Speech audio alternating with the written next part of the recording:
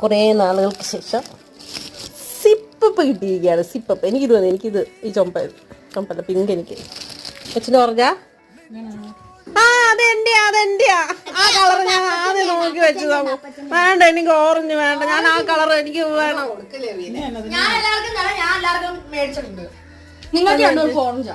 അല്ല എനിക്ക് റോസ്. എനിക്ക് റോസ്. അതെന്നാ ഞാനത് എന്നാ നോക്കാൻ സമ്മതിച്ചില്ല. എനിക്ക് അപ്പച്ചനോട്